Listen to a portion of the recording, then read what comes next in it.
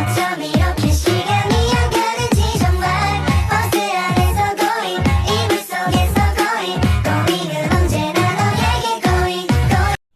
Assalamualaikum warahmatullahi wabarakatuh. Saya Ica Rizky Rimarsya dengan NPM 234111059 dari kelas Manajemen 23A. Di sini saya akan menjelaskan materi dari sumber daya manusia. Pengertian MSDM, Manajemen Sumber Daya Manusia, merupakan salah satu bidang dari manajemen umum yang meliputi segi-segi perencanaan, perorganisasian, pelaksanaan, dan pengendalian. Manajemen MSDM pengembangan sumber daya manusia yang berfungsi melakukan perencanaan sumber daya manusia, penerapan, perekrutan, pelatihan, pengembangan karir karyawan atau pegawai, serta melakukan inisiatif terhadap pengembangan organisasional sebuah organisasi atau perusahaan.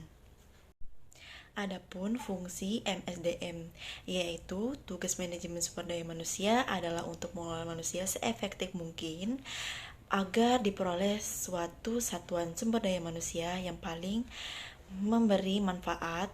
Manajemen sumber daya manusia merupakan bagian dari manajemen umum yang memfokuskan pada sumber daya manusia. MSDM sendiri merupakan suatu bidang studi yang mempelajari bagaimana peran serta hubungan manusia yang ada dalam membantu pencapaian tujuan dari organisasi maupun perusahaan. Pada buku berjudul Manajemen Sumber Daya Manusia.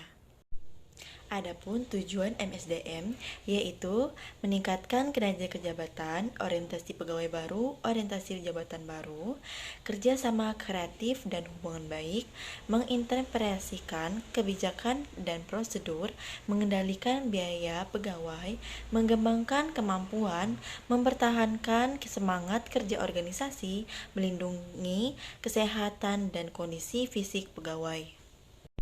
Tantangan MSDM terbagi menjadi dua, yaitu eksternal dan internal. Eksternal sendiri perubahan teknologi, pengaturan pemerintah, faktor sosial budaya, pasar tenaga kerja, faktor politik, kondisi perekonomian, faktor geografi, faktor demografi, kegiatan mitra, dan pesaing. Sedangkan yang internal, finansial, penjualan, keuangan, servis, produksi, dan lain-lain.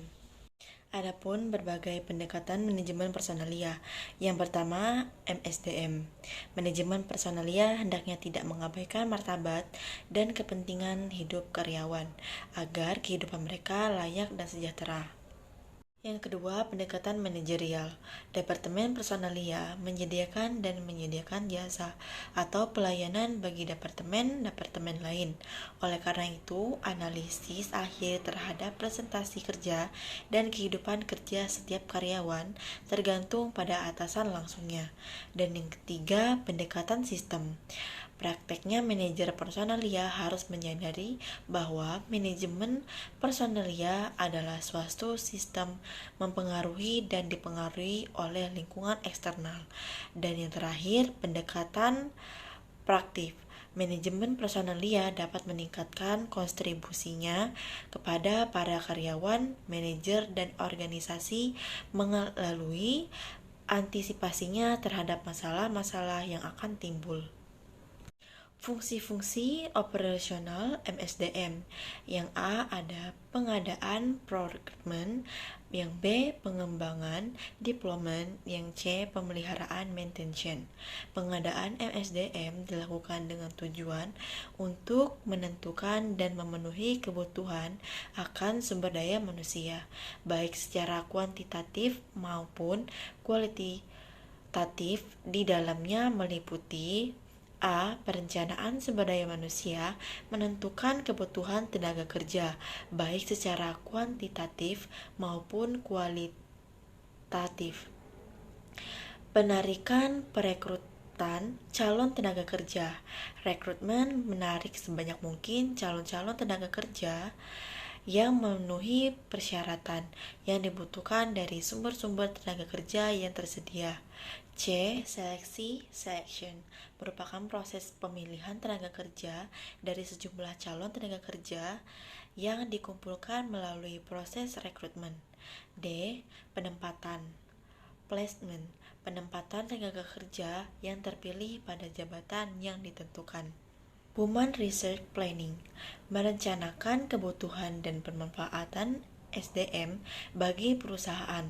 Personel rekrutmen mencari dan mendapatkan sumber daya manusia, termasuk di dalamnya rekrutmen, seleksi dan penempatan, serta kontrak tenaga kerja, personel diplomacy, pengembangan sumber daya manusia, termasuk di dalamnya program orientasi tenaga kerja, pendidikan dan pelatihan personel, mentensi, memelihara sumber daya manusia, termasuk di dalamnya memberikan insentif, jaminan kesehatan dan keselamatan tenaga kerja, pemberian penghargaan dan lain sebagainya.